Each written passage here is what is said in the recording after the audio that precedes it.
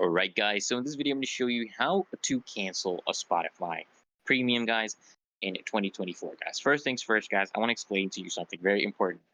Okay, you cannot cancel your Spotify subscription through any of the services application, whether it's on iOS, Android, macOS, or Windows. You cannot. Okay, instead you'll actually need to access your Spotify account through a web browser on either your smartphone, your tablet, or your computer. Okay, so this is how you do it, guys. You just go to Spotify.com. Okay, slash account.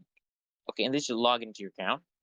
And then in the account overview, guys, you want to scroll down to your plans. Okay, scroll down and then hit on change plan. Okay, once you do that, guys, next you want to scroll down to available plans. Okay, your available plans, and then just hit cancel premium.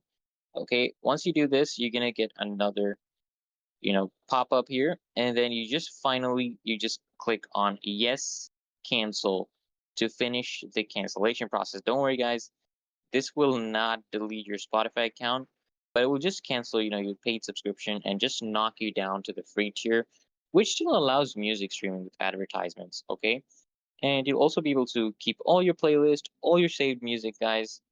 And if for some reason you don't see an option to change your plan, that could mean that you're getting your subscription as part of a package from another company, like a mobile or internet provider or Apple.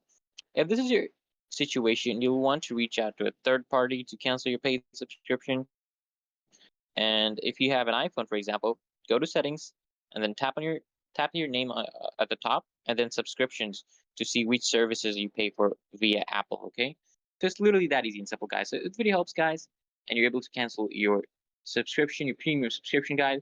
Make sure you hit that like button, comment down below,